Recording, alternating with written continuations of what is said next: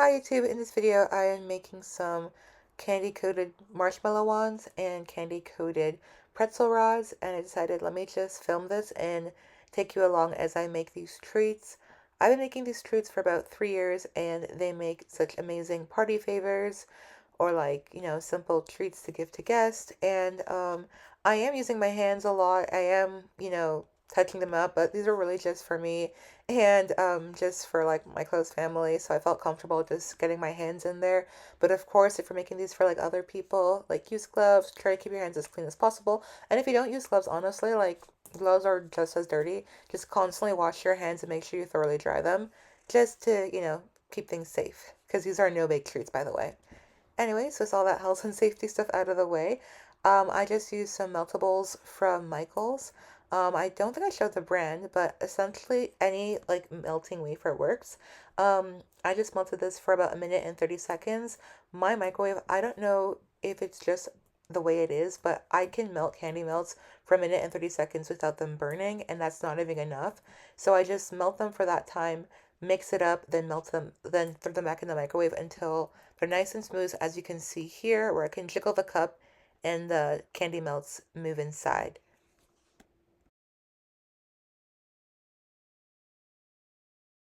And now I'm basically adding some more candy melts.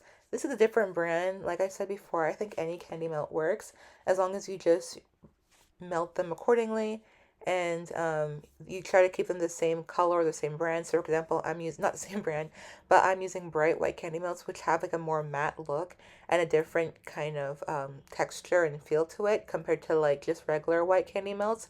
So these ones, the formula mixed well, and I was able to use different brands in the same mixture, without it becoming clumpy or not mixing well and whatnot. So yeah, just be mindful of that. I believe in like candy melts are so expensive, so I like to make sure I can, use all the candy melts I have, and make sure that nothing goes to waste. So yeah, I definitely mixed in a couple of brands. I believe the other one was like the Meltums from Michaels, and then these are um, the Wilton meltables that I mixed together in the color bright white. And yeah, I'm just mixing it up. Before I like microwave the new candy melts I just put inside, I just mix them and let the heat of the candy melts that are already melted melt and mix in the fresh candy melts. Then I just put that in the microwave for like 30 seconds and let that set before I mix it all together. So here I am taking my marshmallows and just putting them on a tray with parchment paper, and I'm just taking like some cake pop sticks or candy sticks or treat sticks, whatever, and sticking them on. You do not need to put candy melts, like dip your stick in candy before you put them on. I don't know, I just said let me see what it's like to do both. You can honestly just use the marshmallow as it is and just stick them to the stick. So I did a bit of both. So I did some where I dipped in candy melts and some where I didn't do it, and I prefer the one where I didn't do it because either way it sticks on and it works well. And when you put the candy melts on the stick before you put the marshmallow on, you kind of have to wait for those candy melts to dry. So just do it without the stick.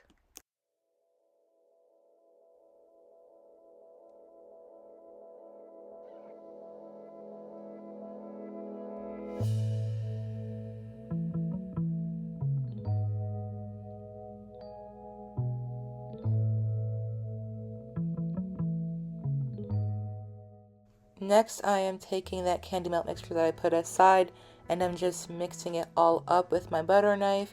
There's some, like a few clumps in there that just did not want to dissolve.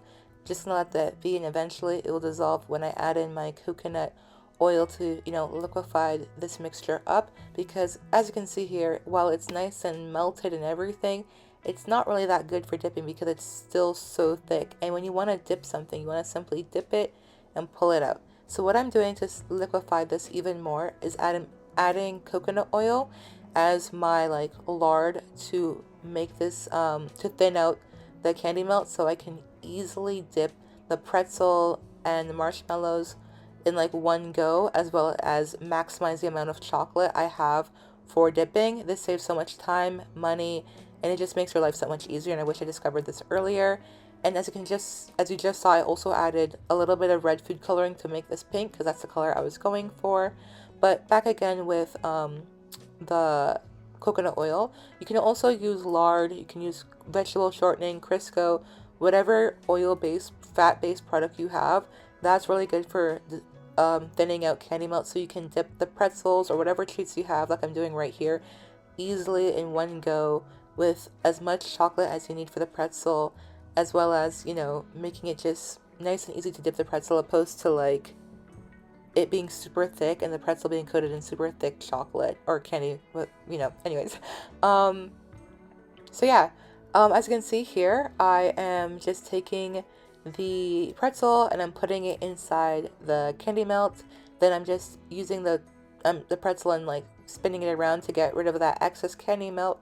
And then I'm not sure if you noticed, but what I do is I take the pretzel and you'll see I take the marshmallow and I just scrape the back against the lid or the top of my mug, and that can be a container for you, whatever you use to dip your candy or dip your treats inside.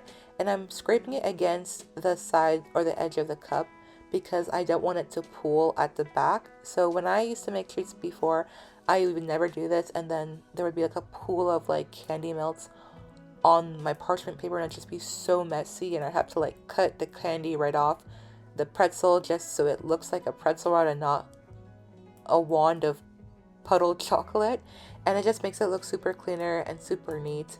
And you'll see here with the marshmallows too, it also saves you a lot of product as well when you scrape the candy melt off the side. Like, look how much product that saved me.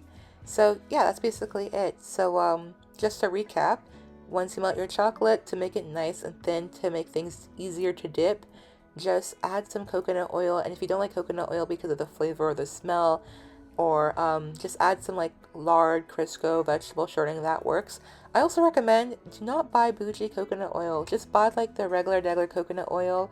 I got my coconut oil from Walmart, like the store brand version, like the good great value one. It was about $5, which is pretty cheap for coconut oil, and it goes a long way. Like, if you want to make treats for a side hustle, a small business, for family or for friends, for an occasion, for like a party, whatever, I highly recommend getting like coconut oil from like Great Value. It goes a long way. Like, it will, like, a couple spoons goes a long way. And I wish I discovered it earlier when I started making treats. So yeah.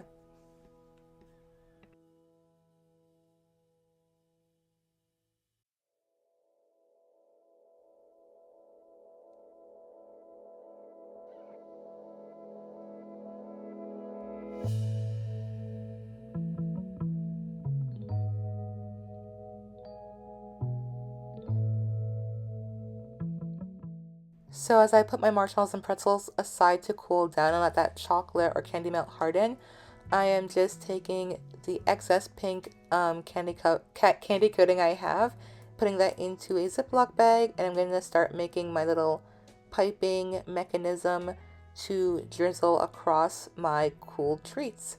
So as you just saw, to make my life easier, I put that plastic bag into a cup and opened it up. Then I just filled it up with the candy melt, and I'm taking in some kitchen scissors and cutting the tip off. I'm going to use that to pipe some nice squiggly lines across my treats. So starting off with my marshmallows, I'm just going to drizzle it across. Some people drizzle it one at a time because they want that super neat drizzle. I cannot be bothered to waste my time. I was in a rush to get these done because I just can't do these. I just can't spend more than 8 hours making treats. I feel like that's just a waste of time, and I want to get these done as soon as possible. So I just put 4 together and drizzled it, and was mindful of how far I relinquished my hand. And the best way, as someone who has done this for years, to drizzle anything, whether it's chocolate, whatever drizzle you have, Biscoff sauce, pistachio sauce, Nutella that's melted, it's to drizzle with no fear. Like, once you go, just go. Don't hesitate. Don't do it slowly. Just take your hand, squeeze it, and just drizzle. If I used to be like super like stingy or scared, or like I would have like these really tense muscles when drizzling, and it would just go all over the place. So just drizzle, drizzle, drizzle away. Another thing I'd like to mention is whether you're doing cake pops, Rice Krispies, whatever treat you're dipping, try to let them dry in room temperature.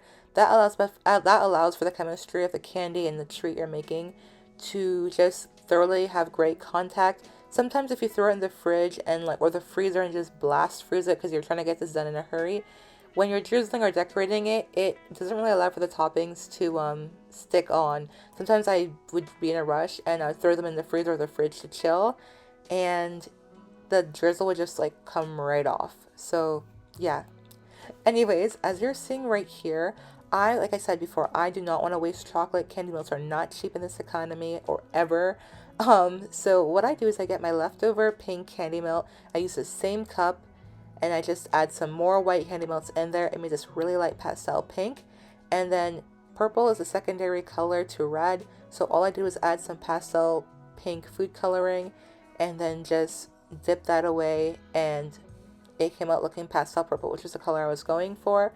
If you want to cancel out the red, I recommend adding, well, actually no. I mean, I would recommend adding like green, and I think that would cancel it out to look a bit white.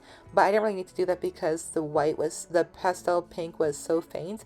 And to make this purple, I kind of did a hint of red anyways to get that color in, as this was a very blue forward purple, and I think it made a really nice light pastel purple. I don't even know if I just said anything that made sense, but this is what I got. I wouldn't have gotten anything darker because I did use an actual pastel purple liquid food coloring. I mean oil-based food coloring. I have looked everywhere for a regular purple food coloring because I feel like that would give me the best pastel purple because they would have that like punch of purple, but that's still gentle faintness. However, let me know any like good pastel or purple food coloring there is, because even though the color came out great, I just find like this is the darkest I'll get from that food coloring, which is still really pretty, but I'd like to know if there's more, because for me when it comes to like making treats or baking, every time I mixed red and blue together, it comes off looking a little ugly. It doesn't come out looking like a nice, rich, velvety purple, that you want from a nice purple looking treat. And I don't want to spend like $10 or $15 on like one little like 5 milliliter container of like purple food coloring that will cost me like $15 to ship. So if you know any like good ways to make a nice good purple, like whether it's lavender, whether it's like a nice royal purple, let me know. But anyways, here are the finished treats.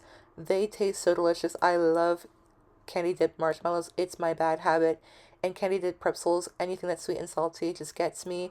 And anyone can make these. These are amazing party favors, and let me know if you try them. And I've been receiving so much love on my food videos recently, and I just want you to pray for me. I am currently studying for the LSAT and praying for a full-time internship for the year, and just pray that I have the discipline and the capacity to study for the LSAT, and the ability to post more videos and share my love for food with you all.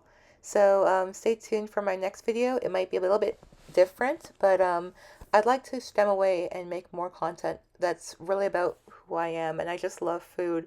And I'm glad that my videos stemming away from like school content are doing well, because I just love making food and sharing my love for food and sweets with you, and I just appreciate all the love I've been getting recently. So stay tuned for some more. Bye.